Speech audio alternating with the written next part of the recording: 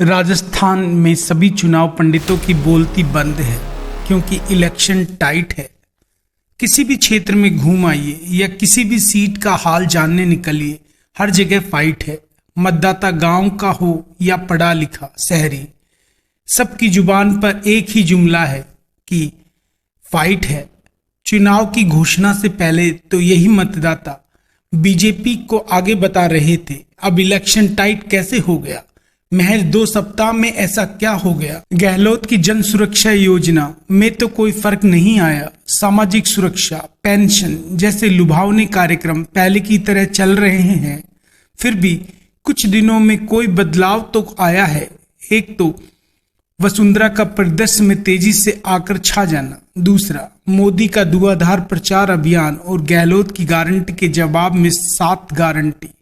जैसे गहलोत की घोषणा से पहले ही गरीब परिवारों को 500 रुपए में गैस सिलेंडर दे रहे थे, तो केंद्र की सरकार ने उज्ज्वला योजना के उपभोक्ताओं को 600 में सिलेंडर देने की घोषणा कर दी। राजस्थान आने पर भाजपा नेताओं को लगा इससे काम नहीं चलने वाला, तो मोदी ने 450 में सिलेंडर देने की गारंटी दे दी। लेकिन गहलोत कर्मचारियों के फ्रंट पर अभी भी आगे बने हुए हैं। उन्होंने इस साल के बजट में पुरानी पेंशन योजना को राजस्थान में लागू किया और अब इस पर नया कानून बनाने की गारंटी दे रहे हैं। मोदी के पास इसकी काट नहीं है, इसलिए भाजपा के चुनाव घोषणा पत्र में इसका कोई जिक्र तक नहीं है। लेकिन क्या इन गारंटी कार्डों से चुनाव का परिदृश्य बदल गया? यह संभव तो नहीं।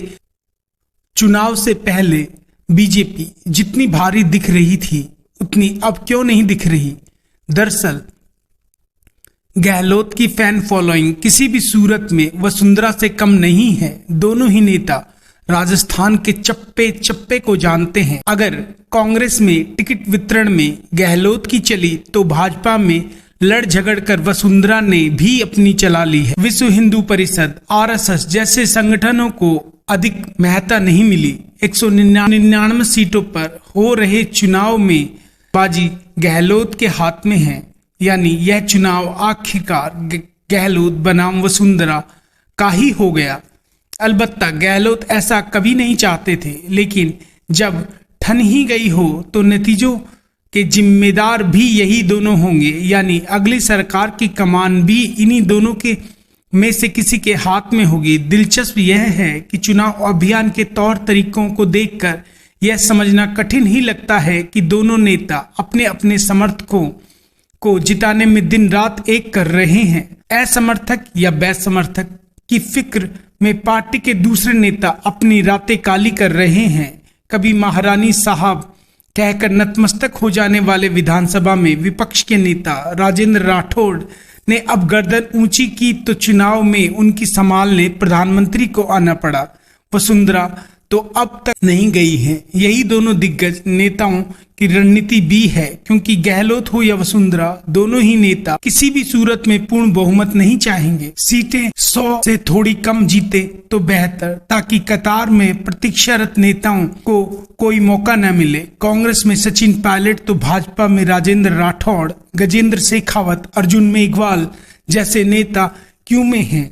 गहलोत अगर किसी से भयभीत हो सकते हैं तो वह पायलट है, किंतु वसुंधरा को डरना चाहिए। अश्विनी वैष्णव, रेल मंत्री और रिटायर आईएएस से वे डार्क हॉर्स साबित हो सकते हैं। आप हमारी राय से कितना सहमत हैं? आप कमेंट बॉक्स में कमेंट करें, और अगर आपने हमारे चैनल को सब्सक्राइब नहीं किया है तो चैनल को सब्सक्राइब करें और लाइक करें। धन्यवाद, बहुत बहुत धन्यवाद।